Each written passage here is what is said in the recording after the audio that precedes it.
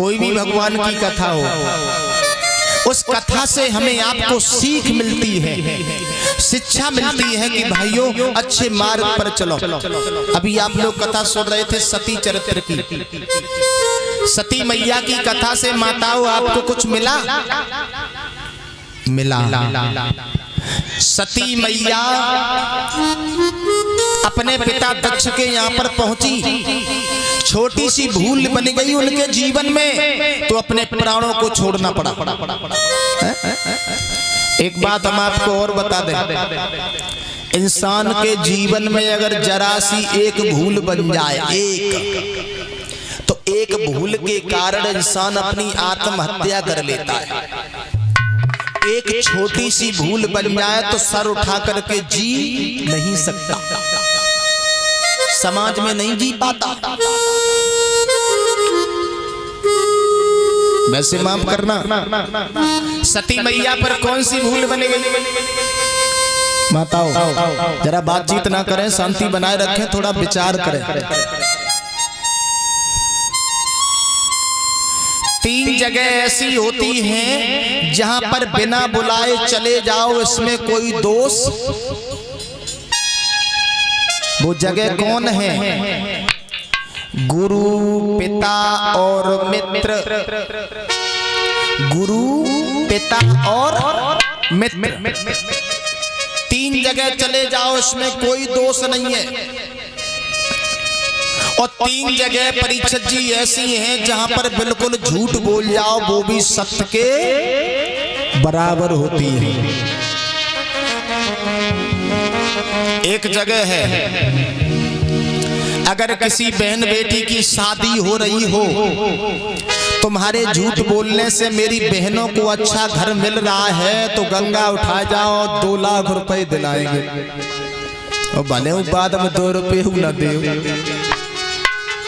ये सत्य के बराबर है। दूसरी जगह है, किसी प्राणी की जान जा रही हो और तुम्हारे झूठ बोलने से उसकी मृत्यु बच रही है, जान बच रही है, तो झूठ बोल जाओ, सत्य के बराबर। और तीसरी जगह है, अगर तुम्हारी पत्नी तुम्हें मजबूर करती है कि स्वामी जी कुंडल बनवाओ। अब माताएं तो ऐसी होती हैं, तुम्हारे पास में मुसीबत है, आपत्ति है, पैसा नहीं है, और जो तो कह कहीं रह जाती हैं कि बनवाओ बनवाओ, तुमने पहले कही थी अब बनवाओ ना। तो दोनों हाथ लेके सर पे धद्दे, बोले ऐसो करो अब की बार गेहूं कटे तब बनवा दी, भले 2 साल टाल ले जाओ, सत्य के बराबर है। लेकिन आइए यहाँ पर प्रसंग चल रहा था, सती मैया गुरु पिता मित्र के यहाँ पर जो कोई जावे तो कोई दोष नहीं है, लेकिन सती तो परीक्षित जी अपने पिता के यहाँ गई थी, फिर उन्हें इतना बड़ा दंड क्यों मिला? गलती करके गई थी, अपने बिना पति की आज्ञा से। माताओं, बिना पति की आज्ञा से कभी भी घर से कदम नहीं रखना चाहिए। बोलो राधे राधे महाराज। बिना पति की आज्ञा से कभी घर से कदम नहीं रखना चाहिए, क्योंकि पति एक परमेश्वर होता है और किसी भी देवी और देवता की पूजा नहीं करनी चाहिए माताओं को। आप लोग विचार कर रही होंगी कि हम पूजा ना करें तो किनकी पूजा करें? गोस्वामी जी चौपाई में लिख रहे हैं, रामचरितमानस में लिख रहे हैं, अगर आप पूजा करो तो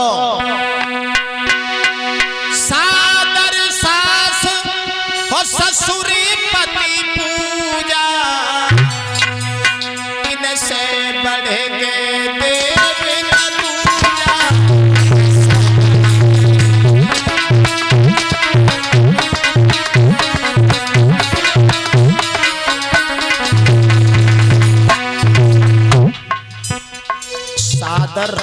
सास ससुर पति पूजा, इनसे बढ़ के कोई दूसरा देवता नहीं है। और सादर सास ससुर पति पूजा,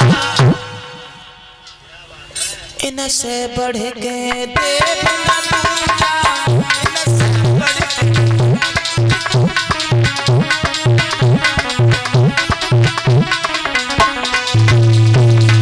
सास ससुर पति की सेवा करना यही हमारी देवियों का धर्म है। अब माफ करना, इसमें कछु देवियां तो ऐसी होंगी बोले वह डुकरिया की सेवा मुँह मत जाए तरैया मगर के कल मरे से अभियान मत जाए, हमारी बस से बाहर है, वो डुकरी की सेवा कौन करे, मुँह मरे जाए, भाव ही है ना। लेकिन माफ करना, अकेली हमारी बहनाओं के लिए गोस्वामी जी ने चौपाई नहीं लिखी।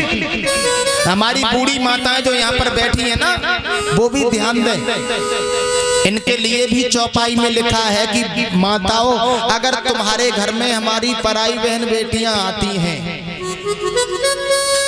तो उन्हें ऐसे रखना चाहिए। कैसे कि बहू लड़किनी पर घर आई, राखो नैन पलक की नाई।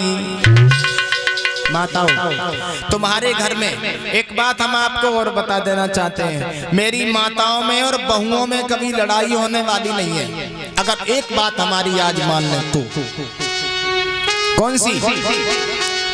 हमारी माता ये समझे कि ये हमारी बेटी है, और बेटियां ये समझ ले ये हमारी माँ है। अच्छा बताओ, कभी बेटी ने काम बिगाड़ दिया तो आपने कभी डांटा? ना ना ना, बेटिया है हमारी, बिगड़ गया सो बिगड़ गया। और बहू ने अगर कहूँ रोटी जलाई दई दो के सऊ जली तो द्वारे द्वारे ले फेती, जी जी जी जी जी जी जी जी देखो फुहरिया आ गई, है ना। हाँ, अगर ये समझ जाओ कि हमारी ये बेटी है